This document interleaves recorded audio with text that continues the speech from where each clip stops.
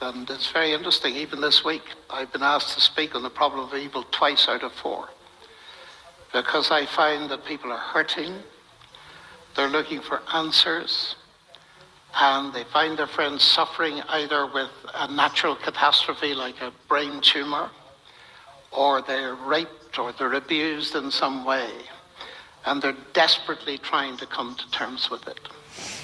I find it a very hard problem. It's the hardest problem I face. And I do not think atheism solves it, except in a fairly trivial way. It says, well, that's just how the world is. But you see, what atheism doesn't do is it doesn't remove the pain and the suffering. And I'm faced very often with people who've just been given a few weeks to live or months to live. And they want answers. They want to put this into a big picture, and I can understand that. And if I didn't feel there was any way into this question, I wouldn't sit here for a millisecond. I wouldn't sit here for a millisecond. Because my heart really goes out to people who are on the rough end of suffering. And the problem with our world is that we can argue about God being all good, all powerful, and if he was this, he could do that. And none of us has ever been satisfied with that kind of an argument, as I think you were essentially pointing out. And that's because when we've done all the philosophical arguing, we're presented with 2 things that I call beauty and barbed wire. We're presented with a mixed world and a mixed picture. And we have to try to make sense of it.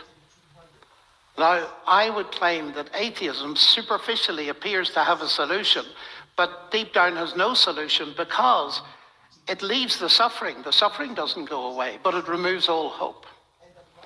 And to come as rapidly as I can to the point, because I think this is a huge question and deserves a lengthy time devoted to it.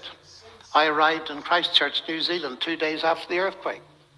I had to meet people who lost their husbands or their wives, and every interview I did on radio and television was earthquakes, why? And that's a very difficult question, because earthquakes are necessary for the preservation of human life. And when you factor that in, there comes a huge question. Could God not have made a world in which this kind of thing doesn't happen? Couldn't he have made a world in which human beings don't do these awful things to one another? Well, the answer to the latter question is, of course he could. We can make such worlds. They're called robotic worlds, but there are no humans in them.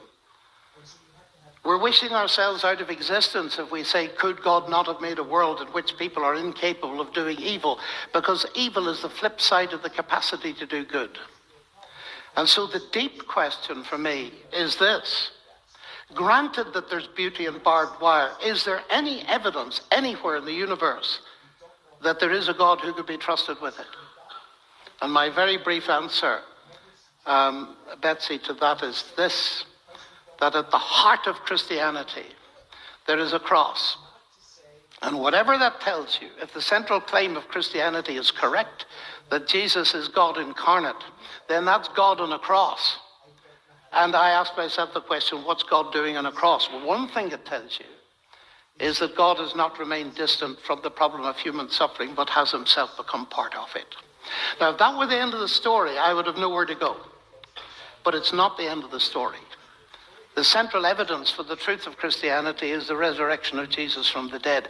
And that opens up the huge possibility that ultimately justice is going to be done.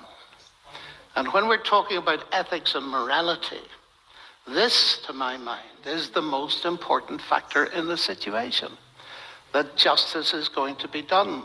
And I put it to Richard Dawkins, that just is the first thing that comes into my head. And he said, well, I fight for justice in this life. I said, so do I, but Richard, you've no ultimate hope of justice. So that the vast majority of people who've ever lived never had justice in this life. And there's no future existence for them to get justice in, so they're never going to get justice. And their cry for justice from the gas chambers of Auschwitz or anywhere else is proved to be an illusion. I simply don't believe that. And I believe there's evidence that the contrary is true. There is a God who will ultimately do fairness. So I think that's not a solution to the problem of evil. But I believe it's a powerful way in, because I've seen it change lives and give people hope.